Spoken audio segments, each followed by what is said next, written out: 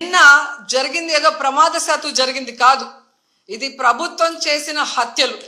ఎందుకంటే చంద్రబాబు నాయుడు గారి నిర్లక్ష్యం, ఆయన నియమించిన టీటీడీ పాలక వర్గం, అలాగే దేవాదాయ శాఖ మంత్రి, అలాగే డిప్యూటీ సీఎం, అలాగే హోంమంత్రి, వీళ్ళందరి నిర్లక్ష్యం వల్లే ఇది జరిగింది. కాబట్టి వీళ్ళందరి మీద కేసులు, అంటే క్రిమినల్ కేసుల్ని ఫైల్ చేయాలని కూడా మేము డిమాండ్ చేస్తున్నాం.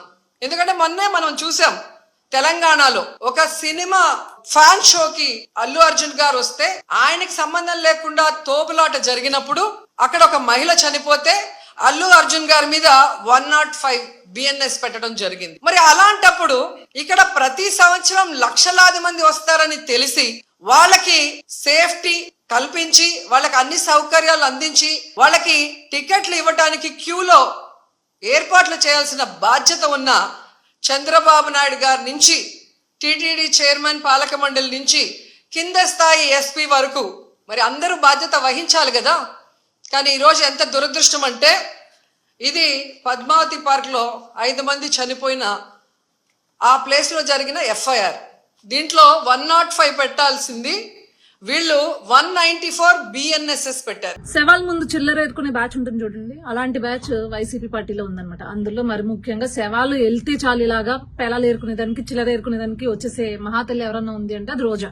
వచ్చేసింది, పొద్దున్నే వచ్చేసి శవాలు కనిపిస్తే చాలు ప్రెస్ మీట్లు పెట్టేసి, పొంతన లేకుండా ఇష్టానుసారంగా ప్రెస్ మీట్లు పెట్టేసి అల్లు అర్జున్ విషయంలో అల్లు అర్జున్ అరెస్ట్ చేసినట్లట చంద్రబాబు నాయుడు గారిని, పవన్ కళ్యాణ్ గారిని, టీటీడీ చైర్మన్ బిఆర్ నాయుడు గారిని అరెస్ట్ చేయాలంటే ఏమ్మా?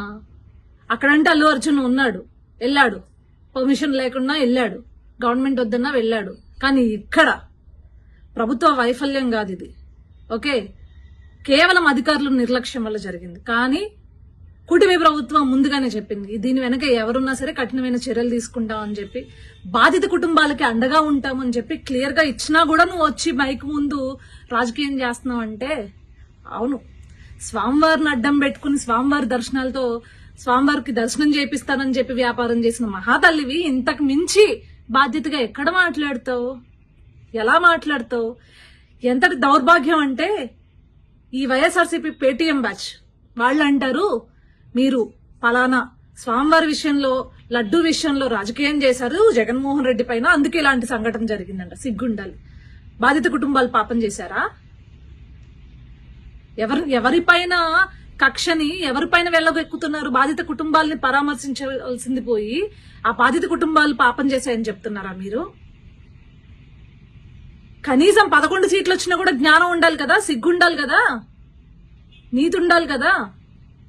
ఈరోజు జరిగింది ఒక ఇన్సిడెంట్, కానీ మరి గత ప్రభుత్వంలో జగన్మోహన్ రెడ్డి పరిపాలనలో రూయా హాస్పిటల్లో తిరుపతిలో, ఇదే తిరుపతిలో 11 మంది చిన్నారులు చనిపోతే అది ఎవరి వైఫల్యం, ఎవరి నిర్లక్ష్యం? మరి మీ నిర్లక్ష్యమే కదా. దానివల్లే కదా చనిపోయారు 11 మంది చిన్నారులు. డైరెక్ట్ గా ప్రభుత్వ నిర్లక్ష్యం వల్ల చనిపోయారు వాళ్ళు. మరి జగన్మోహన్ రెడ్డిని అరెస్ట్ చేసేద్దామా? ఎస్, అరెస్ట్ చేయాలి జగన్మోహన్ రెడ్డిని. ఇదైనా స్టాంపేడ్ అనేది ఎవరు ఊహించనది.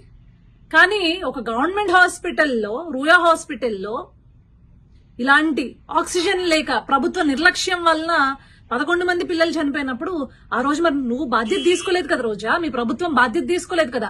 కానీ మీలాగా బాధ్యత తీసుకోవాలని ప్రభుత్వం కాదు ఈ కూటమి ప్రభుత్వం. బాధ్యత తీసుకుంది, ఈరోజు జరిగిన సంఘటనకు విచారణ వ్యక్తం చేసింది, వెంటనే బాధిత కుటుంబాలకు అండగా ఉండి వారికి నష్టపరిహారం చెల్లించి, ఎలాగా చనిపోయిన వాళ్ళని తీసుకొచ్చి ఆ కుటుంబాలకు అప్పచెప్పలేం, కనీసం ఆ కుటుంబాలకి అండగా భరోసాగా ఉండి ధైర్యం చెప్పే పరిస్థితి ఈరోజు కూటమి ప్రభుత్వం చేస్తుంటే, ఆ శవాలతో రాజకీయం చేసుకుంటావా నువ్వు? సిగ్గు లేకుండా.